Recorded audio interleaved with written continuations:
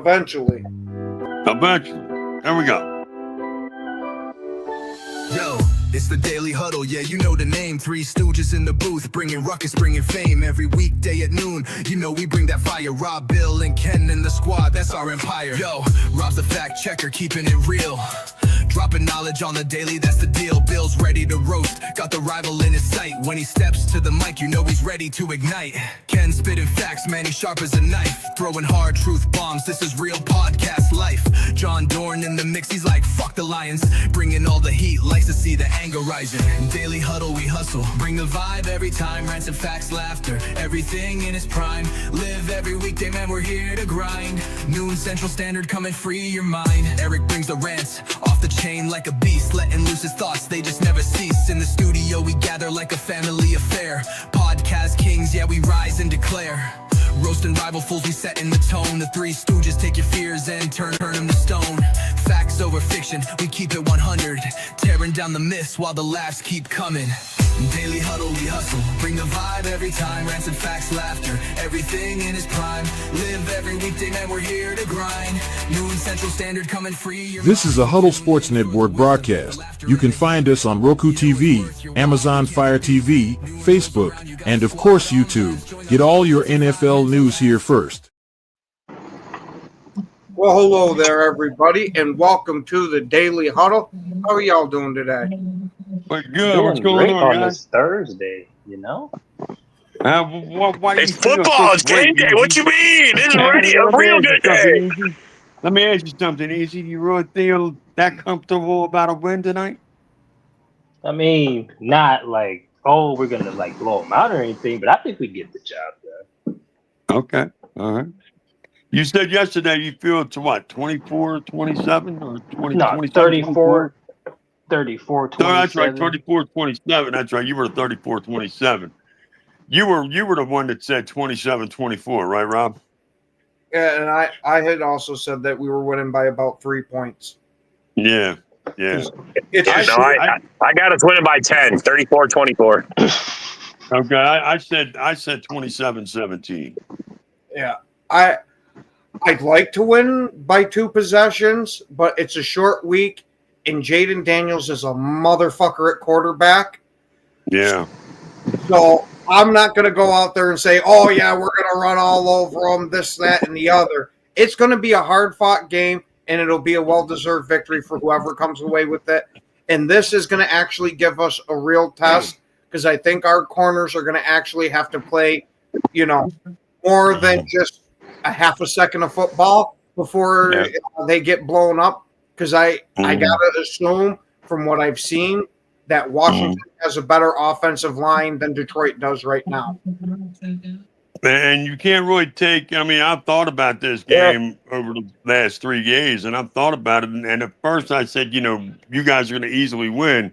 But then I got to thinking about it. Well, not really, because Washington is battle tested on the road, especially in the playoffs. They came into Philly being the third road game. If they'd beaten us, they'd have been, only a handful of teams that can win all our road games to get to the Super Bowl. You know what I mean? So it's not as if they don't know how to win on the road is what I'm saying. So this is not going to be an easy game for the Pack. It's going to be a solid game, but the addition of Micah definitely helped you guys in every game now. Because, he just changes the dynamic of your team. He really just does. Dallas can say what they want. They can sit there and say, oh, well, the headache is gone and all this other bullshit or whatever they want to say. You know what's Trust funny and is believe. he wasn't ever known as a headache all throughout his career until he pissed in Jerry's Cheerios. Right. Exactly. Or should we say Lucky Charms for Eric? Right. That was a good ball, Lucky Charms, by the way. I don't expect Jerry to do the trade. I didn't expect him to do the trade at all to Philly, but I'm still proud of Howie for trying. He tried to get a fucking 2 firsts, a second, a 4th, and I think, and more incentives than that. He tried to give him like 6 picks. He really wanted Michael in Philly. He really did.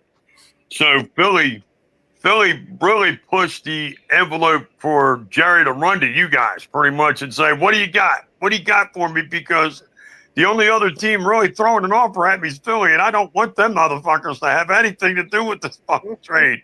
So basically, what do you got for me, man? I'll take anything you got. And that's basically what they did. I was going to say, and that's sure what it seemed like for 2 first-round picks and a 30-year-old Kenny Clark. I would gladly every time make that trade. Absolutely, because we were the team that put the pressure on his ass, and he knew it. When you offer a guy 2 firsts, a second, it was like a 4th and a 5th, and then on the bottom of that it said plus incentives or plus other stuff. So you don't even know what the plus other shit is. So Philly was willing to give him the house to say, look, man, we'll give you all this shit just for that one guy, because we know if we get this one guy, because Jason Kelsey pointed it out on Monday Night Football on the pregame. He said, you know why he didn't get traded to Philly? They said, why? He said, because the 2 first rounds would have been a 32nd pick, because if he goes on Philly's defense with us already being a Super Bowl team, you're not beating Philly for a while. It's hard to argue that point, other than the fact of you guys losing so much on defense this past year. But if you got Mike, it definitely helps make up for it. It damn sure did. It would damn sure make up for it, and it would damn sure solidify that team to be right back to being a number 1 defense again. So Jerry knew that. He saw that. He was like, fuck that. I'm running over here to Green Bay. Yo, what do you got for me? Because I'm not letting these guys kill me twice a year in the same division with my player. No. But what he doesn't understand is that you're still going to be in his way to going to the Super Bowl. Yep. I was going to say, we have a good track record of sending them home early. I mean, the only thing he accomplished was keeping himself out. He didn't keep Philly any weaker. You know what I mean? Hey, okay, maybe we're not the strongest team out there now. Now we got some competition with you guys, but still, dude, you just made yourself weaker by this trade. Go ahead, sir. And now they're looking for a pass rusher. Right. You already had one. I was going to say, it's too bad they didn't have a pass rusher for like Micah Parsons. He probably could have helped that team out a lot. Probably.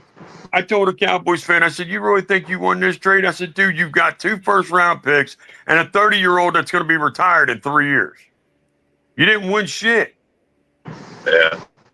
Oh, yeah, because Kenny Clark might be just hitting one of the best pass rushers in the game right now. He's been in the league for 9 years already. Right, and he ain't going to be, and he's going to be done in the next 2 to 3. I guarantee you, by the time he's 33 years old, he's going to be like, you know what, Dallas, fuck the NFL, fuck all y'all, I'm done. And he's going to walk away, and then the only thing you're going to have left is 2 first-round picks, Dallas.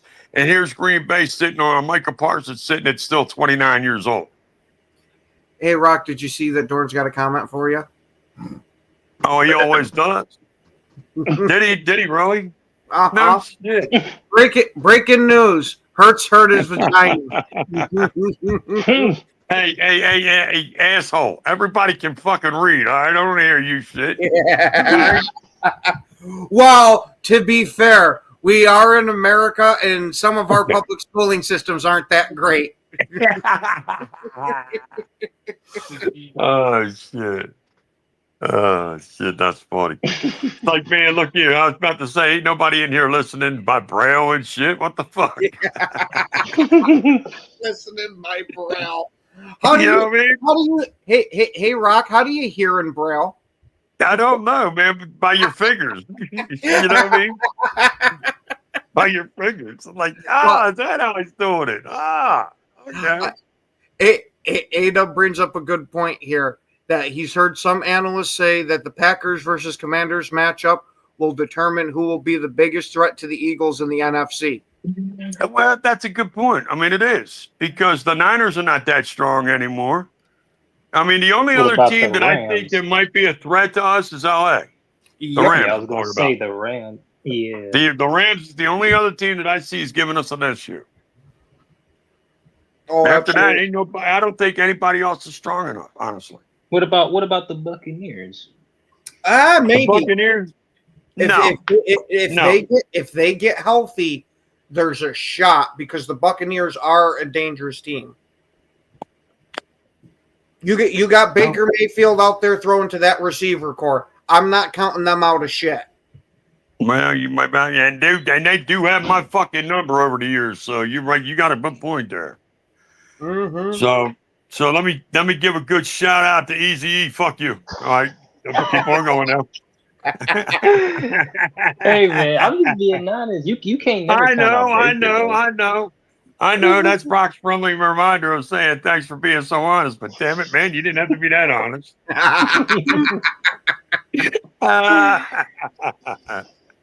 Want to have thanks, but no thanks. Yeah. Oh yeah, like they said they were gonna whoop yours.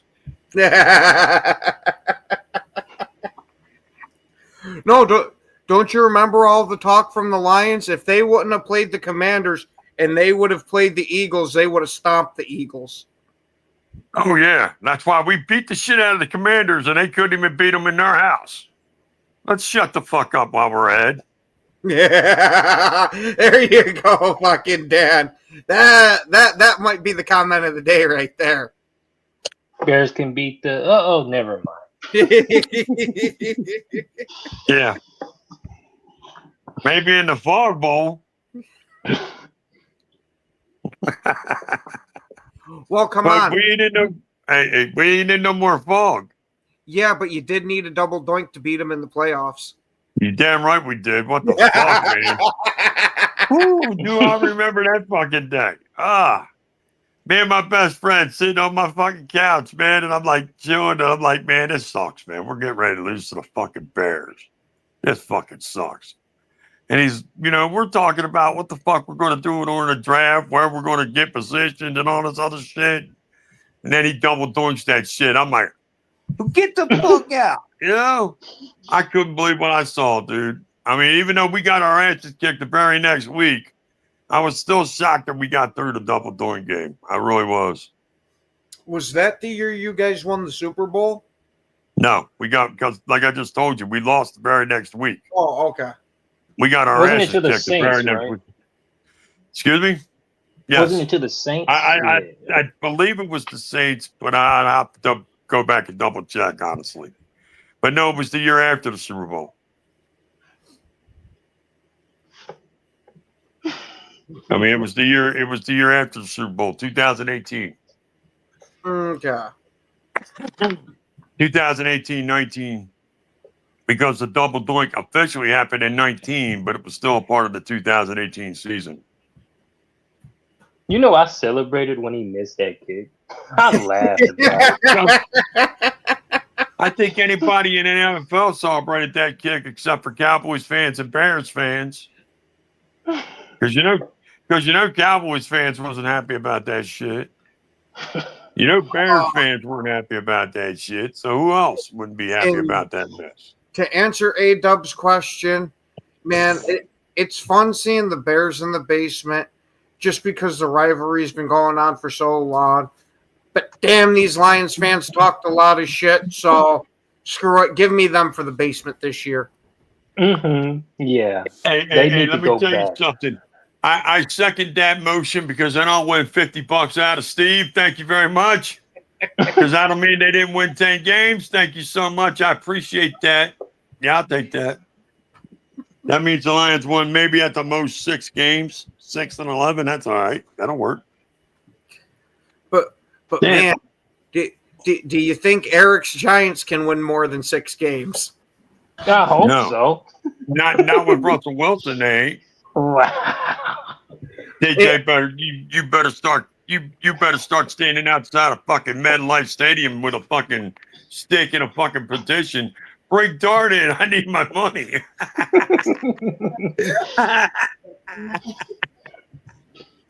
Hey, that's not a bad idea, Roger. That's not a bad idea. This motherfucker be like, I need my internet money. Eric, the Giants might be able to beat the Lions in a game of Go Fish. That shit's too fucking funny. This motherfucker be standing out there. Look here, bitches. If you don't start winning, I don't get my money. I need my money. Yeah. Eric be like the pimp of the Giants and shit. God damn, win me my money. All right, there, Rock. Go Pack Go's got a question for you. Oh, yes, absolutely. That's why I'm pulling for you to win. Fuck yeah, I'm pulling for you to win. I want you to win. He's not asking who you want to win. It's who you think is going to win. I think the Packers are going to win. Honestly, right. because number one, you're at home. You know what I mean? The home field advantage should be right there at your advantage. Mhm. I mean, you got all the cheeseheads out there, and that noise is fucking undeafening, man. When they're loud, it's like being in Philly. It's like being anywhere. When you got the crowd behind you, it's awesome. Number two, go ahead. You know, Rock. Speaking of cheeseheads in attendance, I heard that there was going to be a special appearance from our favorite new cheesehead. Oh yeah. Oh yeah. All right, go ahead and finish what you're going to say, buddy. But no, I mean, but you got to be careful that you don't get overconfident because you're home. Because Washington is that team that can play well on the road. They proved it last year in the playoffs. So don't get overconfident and think, oh, well, we're home. You know, it's our game. It's a short week. We should be okay. We're in front of our crowd. Washington's looking at it going, yeah, so what? We've proven that we can play out here on the road. We've proven that we can beat you northern people on the road. We beat Detroit. Who else did they beat? I forget who they beat in the playoffs before they got to me. But I know they beat the Lions. Mm-hmm. No, they beat the Buccaneers. Wow. Yep, that's who it was. Yep. Right, that's who it was. All right, they beat the Buccaneers, a decent team. They beat the fucking Lions, a decent team. You know what I mean? So they've proven that, hey, we can go into hostile territories and beat you. We don't care. That's what you need to be careful of.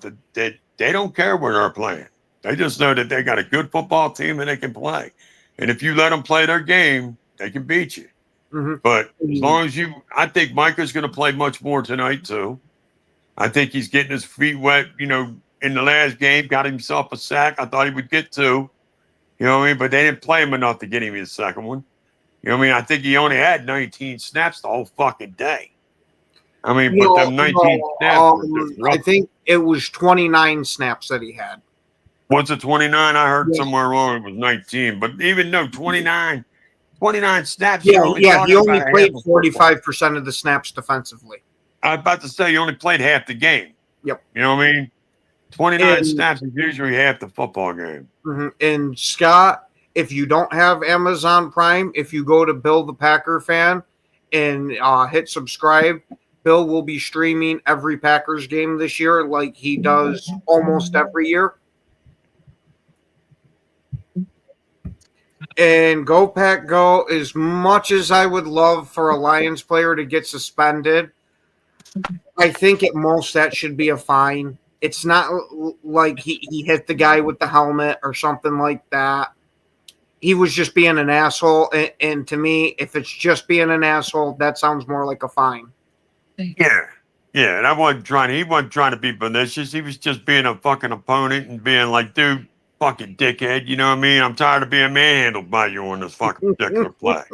You know what I mean? And that's basically because I seen the play myself, and that's basically all it was. Kraft was fucking running him up the field. And fucking by the time he got done, the dude just fucking went ahead and said, fucking, I'm finishing the play, and he ripped his helmet off. But Kraft's standing there like, dude, it ain't my fault you just got manhandled for the whole fucking play. Fuck you ripping my helmet off for?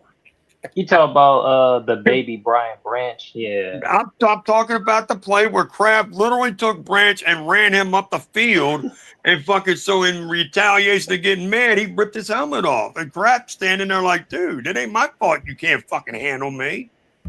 Why you get mad at me and ripping my helmet off? That's dirty football. And I mean, I'm getting tired of watching that shit myself. It's like, and I agree with, the bearded boy.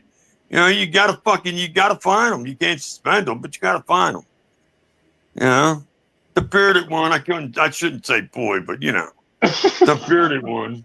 I was gonna say, Rock. I don't think I've been a boy for 20 years now. Yeah, no, I can't call you boy, but when I play you on week 10, I'm gonna knock you down on boy size for one night. Yeah. Yeah. It seems more like Yeah. there's going to be garlic Yeah. parmesan Yeah. wings Yeah. served. Hey, I plan on Mm-mm. having me some fucking special cheeseburgers and cheesesteaks, all in your name of cheese, Wisconsin. You know what I'm saying? Why? Is that because the Packers are going to shove that cheese directly up the Eagles' ass? We're going to win, man. We're going to kick your ass, and we're going to show you who owns your house now. The Troy's might think so, but now we're going to come in there and take it. The only chance that you have at getting Hey, any type of win from us, okay. where the hell is it? He said, where the hell is it? God damn it! Somebody removed my tush push. He said, somebody remove my tush push. Oh no, there it is. Oh, There's your there only it is. chance. If you're out there playing freaking butt fiddle, That's funny. Yeah. Yeah, I hear you, brother. I hear you. you know, Brett, I can understand that because believe me, I love a guy that's aggressive and even slightly crazy. But once you're costing the team multiple penalties is where I start to have the issue. I like my players playing to the echo of the whistle. Absolutely. And I don't even mind the occasional penalty because of aggressiveness. But when it's constantly, all you're doing is screwing yourself. Yeah. Yeah, all you're doing is messing with the team, like Brian said, or like Brett said. You're messing with the team. You're hurting the team. That ain't doing nothing. You can have all the skill in the world, but if you can't be disciplined, what are you doing? You got to be disciplined. Mm-hmm. You know what I mean? Discipline is part of being, mature. And if you ain't mature, then go get mature and call me later. You know what I mean? Sounds like you're talking to Carter there.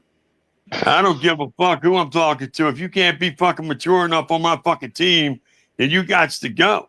I don't care. I'll go find another kid. I'll find me somebody else that knows what to do and stay mature enough. Then I'll rip helmets off.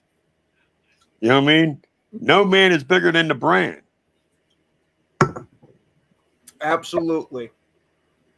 Though, I will say... that's the Eagles' motto. No man is bigger than the brand. Yeah, but still, your superstar players do get a little bit of extra special treatment. Well, I mean, yeah, but not when they're ripping helmets off to hurt the team. Yeah, not when you're being stupid. Yeah. Even Carter gets special treatment on the Eagles. I get that, but you just hurt your fucking team. You just probably got reamed. I don't know this for sure, guys, but I'll promise you, knowing my franchise, I'll bet you from fucking Jeffrey Lurie all the way down to the fucking janitor, we fucking gave him a fucking ripping. If I'm the janitor, I'm probably not talking shit to Carter because he's not the most emotionally stable guy. Yeah, but you know what? Even the janitor in Philly be brave enough to be like, dude, you got to keep your fucking spit in your mouth, man. The fuck is wrong with you, man? Come on, Carter. You know better than to hurt the Philadelphia Eagles like that, man. What's wrong with you? Now you get up the fucking ramp, you get that uniform on, you play better. Now I got to go mop this fucking floor. See, and now I'm serious. That's the shit. That's Philly, dude. I'm telling you, they don't care. They will rip you a new asshole. They don't care. Speaking of that, but that's what people like Carter eventually love about us, though, because we do care so fucking much. Go ahead. Oh, wait, I gotta assume. Hold on, I gotta sneeze again. Oh, get yourself a tissue, my friend. Yep, that's what I got to do here right now. You guys want to carry this conversation for a minute? Yeah, I mean, but what I'm saying is that the passion of Philly is what people love about us. Okay, because I can see a lot of fan bases, bearded one, that they don't have the fire that we have. They don't have the fire that Green Bay has. I mean, they act like they might, but they don't. You know what I mean? Or they act like they might come close to having our passion and our fan base passion, but when you look around the league, dude, take a really honest look at it. Who really fires up like we do? Like the old time schools of football do, like the Eagles, like the Green Bay Packers, like the fucking Redskin teams. You know what I mean? Who fires up for their teams like we do? Not many. There's not many. No, I think they all fire up. You call it fired up or ravenous? Ravenous is what I mean. The ravenous, the fucking ones that will go after their fucking, you know what I mean? I mean, like I was I listening could see to Philadelphia fans going and talking shit to their grandma because they like the wrong team. you know, I mean, oh yeah. Oh yeah. Rock's like, that's- oh yeah, I've schooled multiple grannies on this Eagles shit. Yeah. Rock, that's Yeah. sacrilege, Rock. You can't school a granny like that. What's wrong with you, man? Look. If that Walker bitch can't fucking get it right, then she can fucking get schooled too, just like everybody else. I ain't no respecter persons. If you can't get fucking right, I gotta school you and tell you what to get right. Eagles, baby. Don't get it wrong again. I mean, You know what I mean? it's subjective. Sacrilegious. My grandmother knew.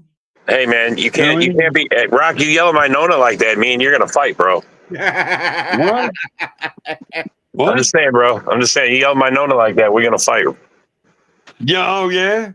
Yeah, I'm man. gonna be like, are you a fan of the cheeseheads or you want to fly Eagles fly, baby? Come on over to the nest and let's go. No, she knows where the cheese is buttered. You know, speaking of people converting, we do have a Oh, converted give me a fan break. right here. Nah. It- Dude, and I'm gonna not let me tell only you is something. he not only is he a converted fan, but he loved the team so much he joined as the new tight end. Oh, I'm sure.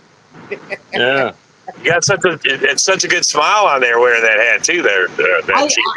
I know you rarely ever see Rock smile that big. Dude, I look like all it took was a cheesehead to get it done.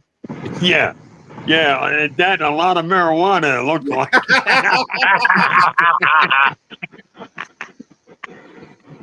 Well, Yeah. I mean, no self-respecting cheesehead's not. I mean, there's marijuana involved with all that. But.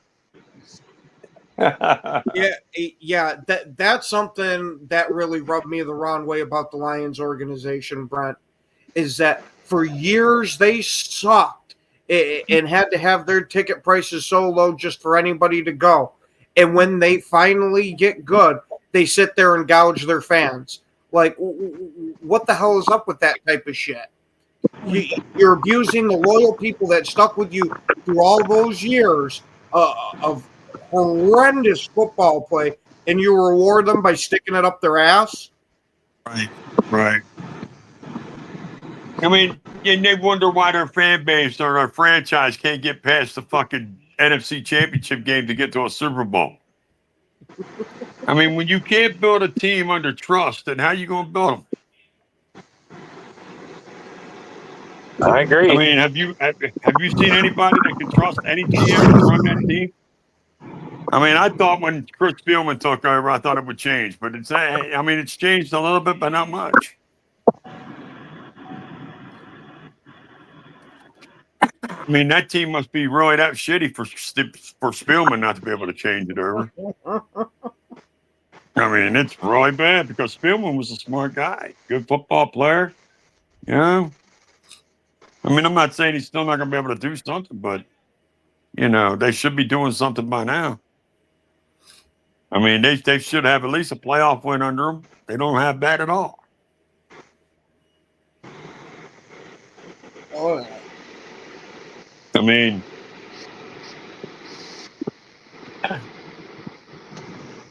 True. I love watching Micah destroy Sewell though. Penny Sewell, to watch him destroy him all week. Wait, all, hold on. all day. Hold on. You didn't get to hear yet. You know, Penny What? Sewell has a new nickname. No, what is it? Oh, yeah, his nickname is Jazzy Jeff, with the way Micah Parsons' uncle filled his ass. Oh, shit. Tossed him right around like he was a sack of potatoes. And Now, if that's Parsons Yeah. with a hurt back, holy fuck, I can't wait to see what he does healthy. yeah, right. I mean, as an Eagles fan, I just There sit was back never and nothing smile wrong with now. the bro. After seeing what I saw Sunday, I just sit back and smile now because everybody used to say, "Oh, it wasn't Lane that used to shut Micah down. Micah just had bad games," and I'm looking at it going, after what I just saw on Sunday, it was Lane. It was all about Lane. Lane knows how to shut Micah down. Micah Or at Parsons, least he had his number in Dallas. Anyway, I'm not going to say anything about Green Bay, but he had his number in Dallas. Micah Parsons even said that I used to look forward to the battles with Lane Johnson because of him being such a good player. Granted, I'm paraphrasing here. This isn't an exact quote. Right. Of course. Go ahead. But he is now looking at Sewell to be that guy for him. And it looks like it's going to be a one-sided matchup. And it's what it's looking like because he destroyed his ass. Mm-hmm. He absolutely destroyed his ass. And I'm just smiling. I was laughing. And I'm thinking there better not be no more debate about it. Because Penny Sewell's supposed to be one of the best offensive tackles in the game. He is supposed to be the best right tackle in the NFL. And for a few years, he absolutely was. I will not take that away from him. That motherfucker was an absolute animal out there. Right. But I don't know if it's because he's trying to compensate too much for the inside being crap or if he's lost the step. But something's not the usual Sewell we're used to seeing, at least after one game. But we did start to see a little bit of this at the end of last year, too, from him. Yeah. Well, I mean, let's see what he does, 2, 3, 4, look at it after a month or so. Yep. I'd say by week 4, you'll start to get an idea of who your team really is. Right. Well, not really. Not really, because I say by week 8, you'll know. Because by that time, like I keep telling everybody, September's nothing but preseason games for all of us now. Let October fly by, and we'll see where we are in November. I get what you're saying, Rock, but usually after about 4 or 5 games, you got a good idea of what that identity of the team's going to be.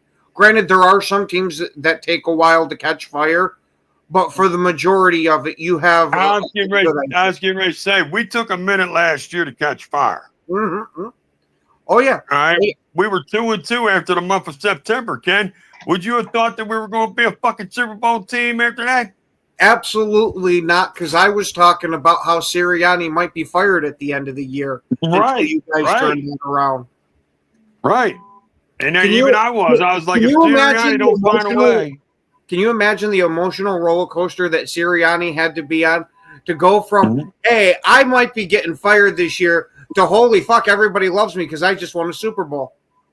All right. Well, Sirianni even said, he goes, dude, they expect you to win. I expect to win. There ain't nothing wrong with that. He said, and right after 4 weeks, we weren't winning. We were 2-2. We had just gotten our asses kicked by Tampa Bay. We're going into a bye week, week 5. He goes, yeah, it's all looking bleak. And then we go into the game against, I forget who we played, but we only won it 20-16. The following first game, we only won that game by 4 points. That's what people don't seem to understand, is we didn't win that game by blowing anybody out. That following game after we came off the bye, we struggled to win that one. It wasn't until we went out and played New York and blew them the fuck out that we really started to be the Eagles that we ended up being for the rest of the season. It was that New York game that we just said, okay, we know who we are now. And after that, you could see the difference in the shift of the team. But up until then, we struggled. We fucking struggled. And then we became 4-2 after that Giants game, and we never looked back after that. Don't forget, you also had new coordinators on that team. So it took a bit for everybody to gel. Like I was trying to warn Lions fans, and they were saying, oh, well, look what the Eagles did. Yeah, look what the Eagles did. It took them a decent part of the year to get together.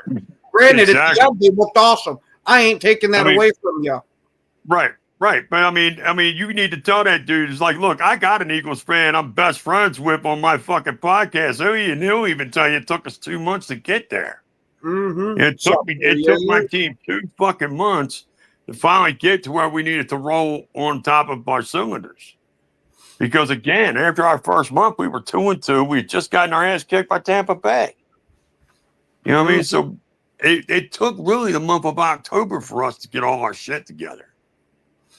And then once we got to October, I felt that by November we were playing good football, and we were playing that at the top of our cylinders.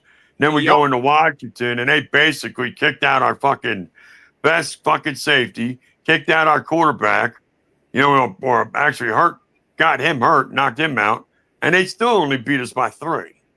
So when I saw all that, and I'm thinking, dude, we only lose by 3, and we lose our quarterback and our best safety, and that's all? Shit, dude, we're going to be hard to beat. Mm-hmm. We'll be hard to beat. You should have figured that you were going to be hard to beat when you had Kenny Pickett look serviceable. Yeah. And I think Kenny Pickett's an absolute garbage quarterback. well, when he can literally take and lead you to a victory in a game, but in that same game, he tries to, pump fake a fucking pass, and not only does he pump fake the pass, but he ends up flipping his entire body over. You got a fucked up quarterback. All right? Well, that's what happens when you remember that play? Do you remember that play? Well, that's what happens when you have little baby hands. You got to hold on to it with everything you got, and it causes you momentum to go forward.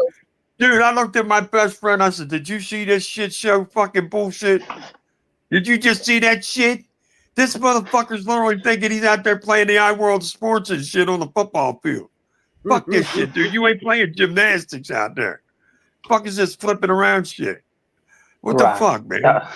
You only see that. There ain't no match out there. You ain't Mary Lou Retton. Get the fuck up, Kenny. Fuck, man. The fuck, you know dude? that, Rock? You only see stuff like Cecilia Burley Love, man. That's what happens in Philly. What shit? Him stumbling around acting like he can't fucking stand? I mean, what? Well, you do know that he picked that up from watching Jalen Hurts after a tush push.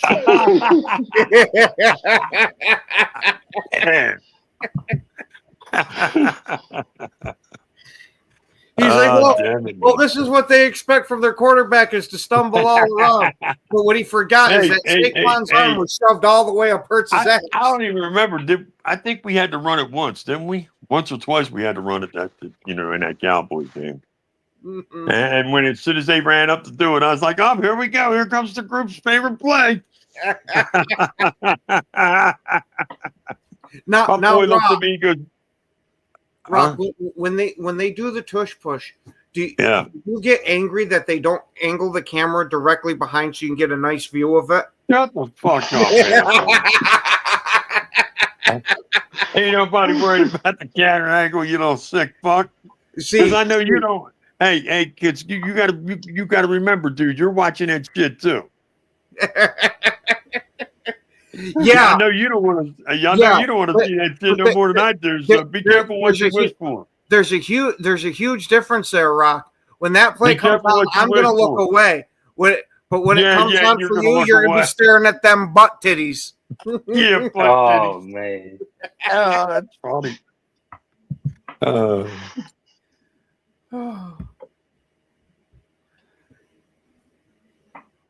I tell people all the time it's called the brotherly shove. I bet you it's the brotherly shove, all right. Better than the fucking tush push.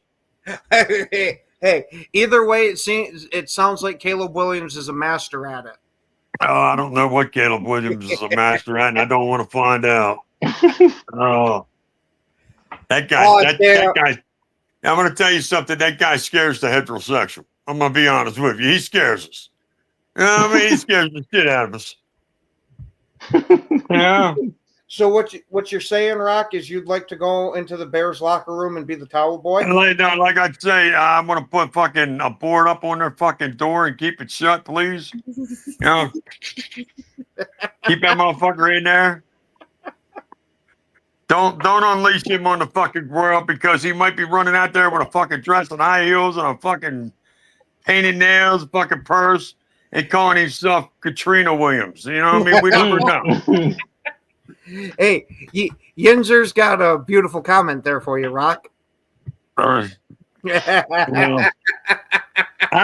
know. It still sounds better than the tush push.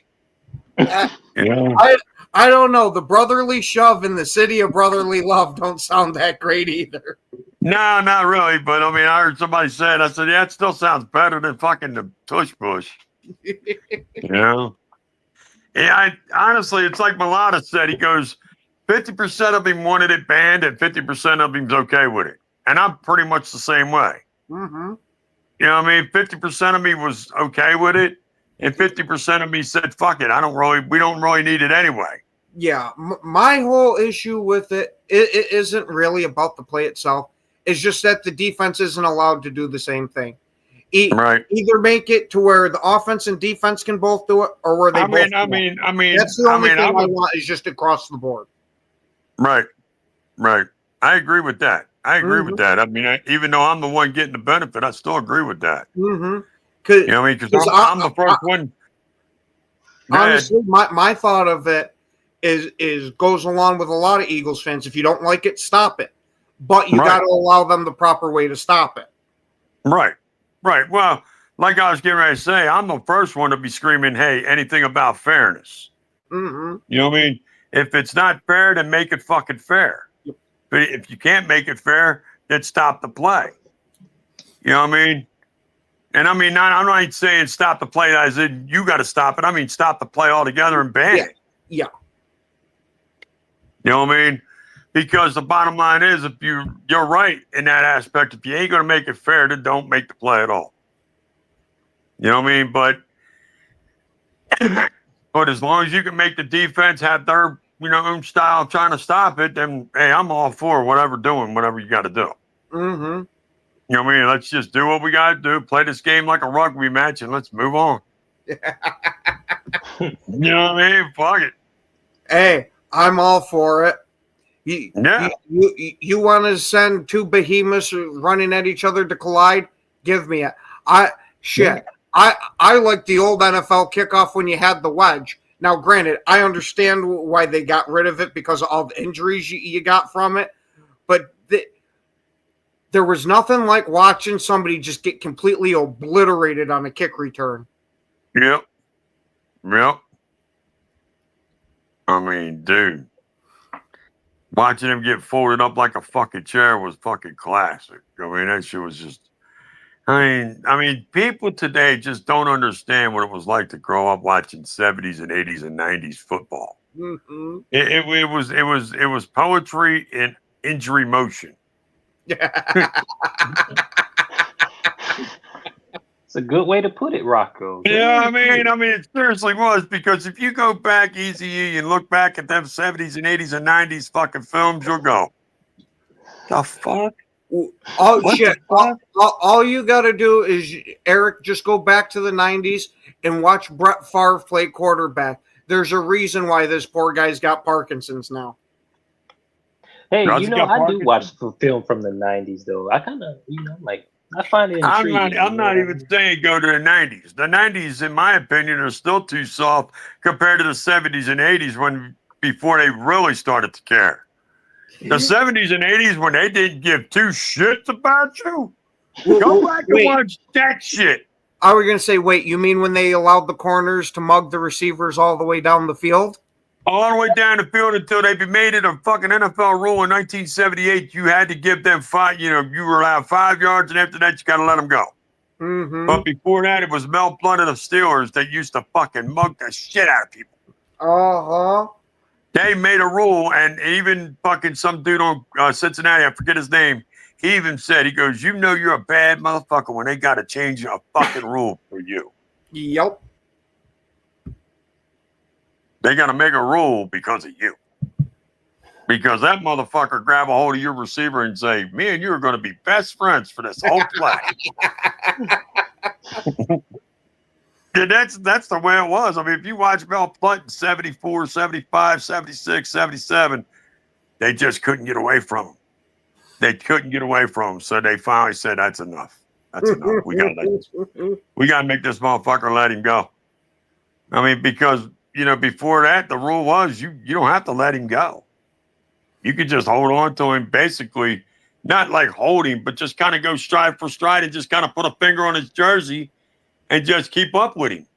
Uh-huh. You know what I mean? To an official, that wasn't really holding if you kept two fingers on him. See, now when you Now, the say whole that, holding wasn't until the whole fucking hand got on him. see, when you say that, all I get is the mental image of Eric playing cornerback, hopped up on some receiver's back like a backpack. I'm telling you. Eric wouldn't be able to play in that NFL back then, man. He'd be too small. He'd be too fucking small. We'll give him some Wheaties. He'll be all right. I mean, even back then when they didn't do anything but smoke and drink beer, even he would get killed back then. You know what I mean? Rock, you are leaving out a major component in that, and that is called crack cocaine. Yeah, well, I'm trying. I didn't want to steer Eric down that fucking path. I mean, he's hey, whoa, yeah. Don't take this as I'm advocating for it. You know, I'm just saying what was going on in the fucking 80s. Hey, I was just trying to say, I was just trying to give him the easy drugs that he might be able to get on. If he gets on crack cocaine, we might not ever see him again. You hear that, Eric? You smoke crack, you'll be living in a van down by the river. You know what I mean? Smoking crack. You know what I mean? Want that. You know, you don't want that. You'd be sitting in a lawn chair trying to catch a pass. You know what I mean? Trying to catch catfish and pass out of the river.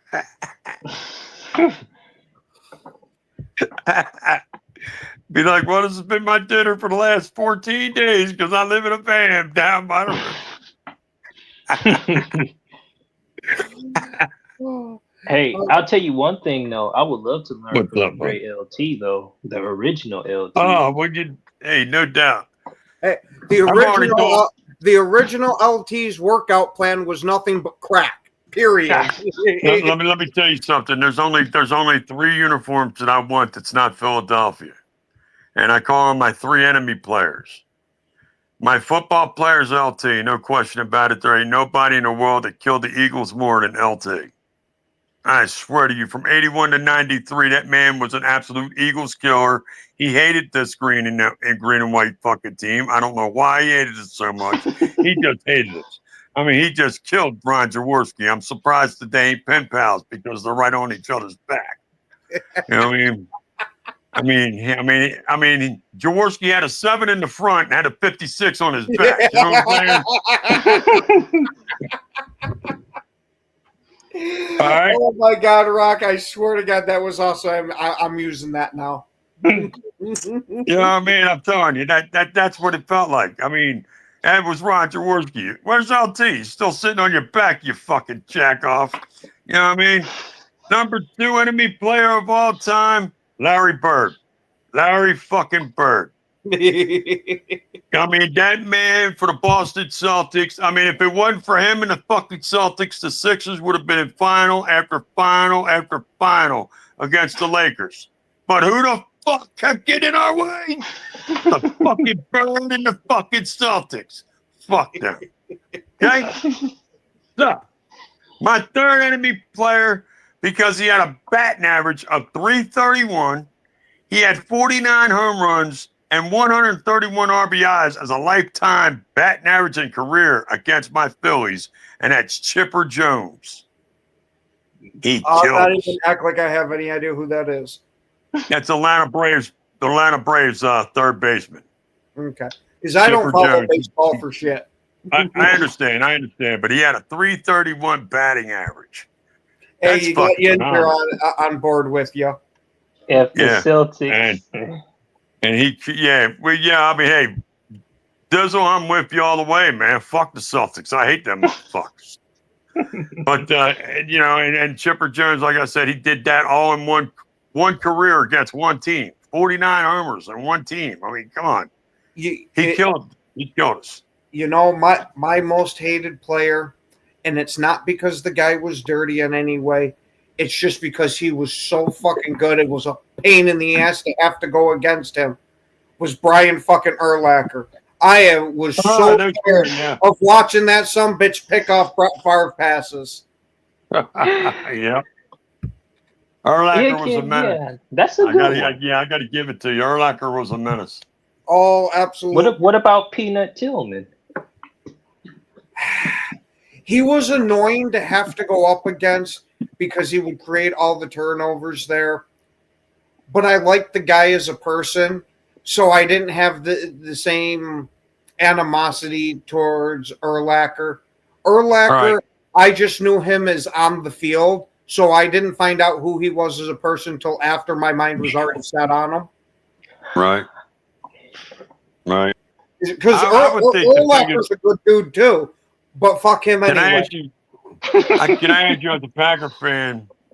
Did you ever have any threat about Devin Hester, Oh, or did you just think if we that can kick it away from him and he might not hurt us, okay. or did you always fear he's Devin gonna bust one of Devin us? Hester is a wide receiver or a corner I gave no shits about.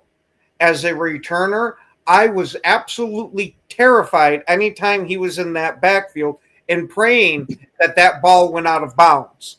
Yeah. Because Yeah. Devin Hester was a legit returner and probably, if not the best ever, arguably the best ever.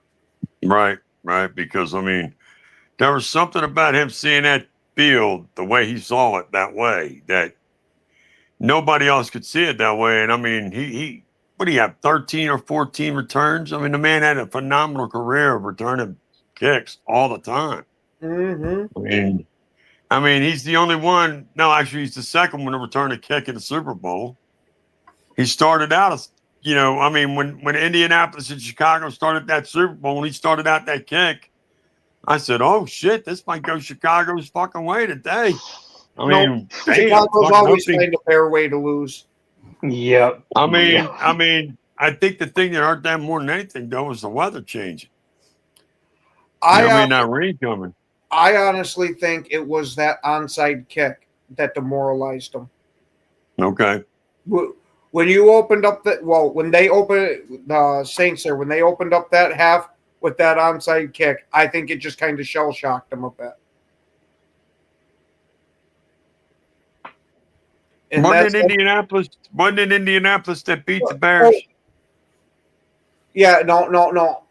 Yeah, you're looking at the wrong Super Bowl. I was conflating two different games. Never mind. Yeah. Yep. Yeah, you're looking at the wrong Super Bowl. So Then you kid, you blame me. I was gonna say, hey, dude, I smoke a lot of weed. I don't know what to tell you. Yeah, hey, don't worry about it. It's not weed. It's green crack. Don't ever get on it. You never get back off of it, man. Never get on it, okay? Well, today's public service announcement is brought to you by Rock. Green crack. Yeah, we're gonna have all kinds of people running around the fucking United States. Where's green crack at? They were talking about green crack. You want to know what the sad thing is, Rock? Is there's a weed strain named that. Is there really? I swear.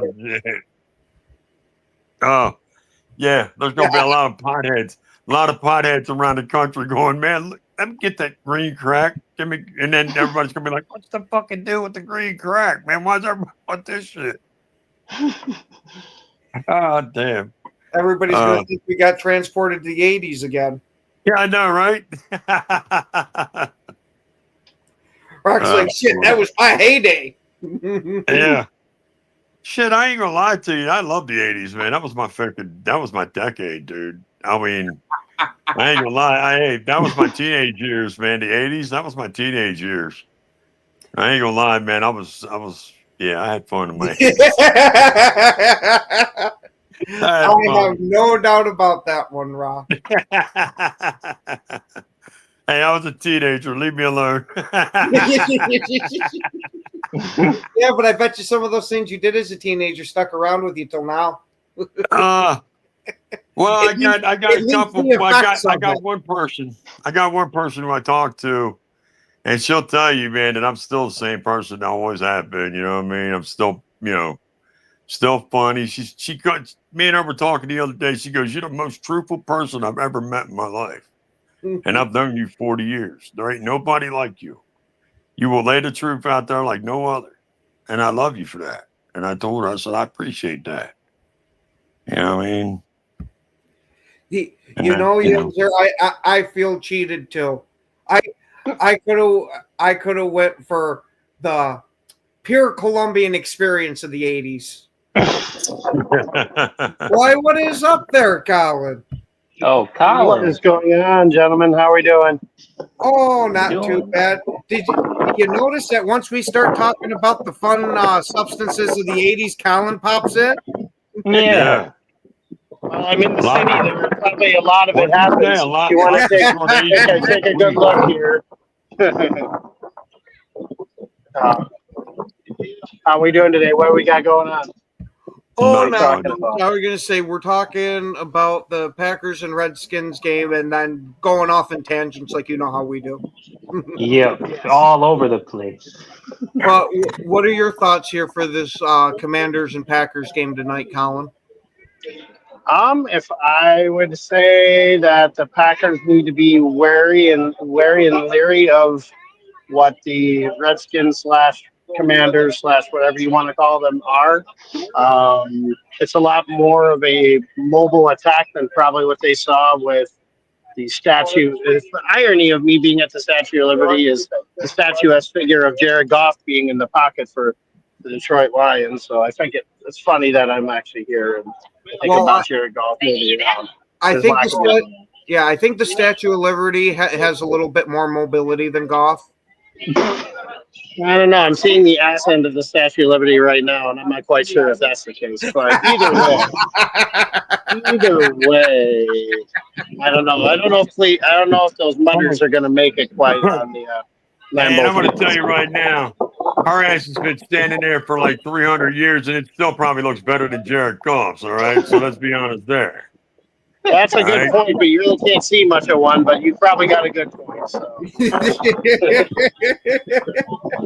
Hey man, we got to No, call but- up the French and be like, "Look, man, you should have put a better booty on the Statue of Liberty. What the fuck's wrong with you?" Oh man. Yeah, the damn Eiffel. He just didn't have it right. You know what I mean? What the fuck?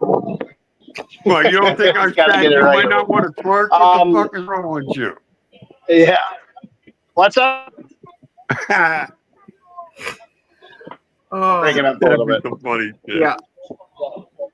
Hey, I think it's going to be a close game. I think the Packers are going to probably pull it out, though. I think the Packers will pull it out, but it's going to be a lot closer than you think. What do you think the team matchup of the game is going to be? Well, from the Redskins side, I think it's actually going to be you guys' ability to kind of counteract Deebo Samuel. He's kind of that weapon. I mean, everybody's going after McLaurin, and everybody's going after hyphenated running back. But I think Deebo presents a different kind of weapon that they didn't see against Detroit. I think Detroit, it was a lot easier to kind of figure out who they needed to go after, which was Gibbs and St. Brown. I think with the mobility of Daniels, I think it opens up more options for their offense. So I would probably try to zero in on Deebo and see if you can counteract him. And on the opposite side, I mean, I feel like this could be a breakout game for Golden, just because they didn't really use him a lot in the first game. So I feel like maybe they threw a slider in the first game. I think maybe they're bringing the full fastball with them in the second. I'd absolutely love to see that. But on that note, with a beautiful take from Colin on how tonight's game's going to go, we want to thank. Hey, I mean, look at the last Statue of Liberty. Look at the New York skyline. I mean, it's beautiful. There you go. All right. Well, we want to thank everybody for watching. Thanks for commenting. Thanks to everyone who showed up on the panel here today. Have yourselves a wonderful rest of your day. Absolutely kick some Commander ass. Get us a nice home victory to end tonight. And as always, it's go, Pack, go.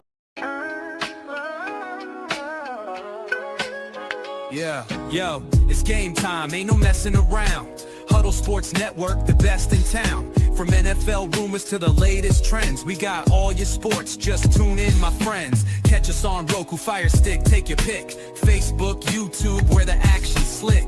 Daily shows that drop like a bomb. From 10 to 11, it's Ken and Ken, stay calm. Huddle up, catch the vibe, feel the rush. Get your news, get your fills in the clutch. Over 27 podcasts, we breaking it down.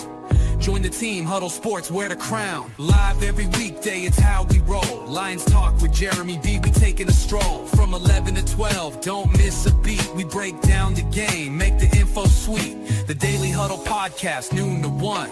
CST Zone, we're just having fun.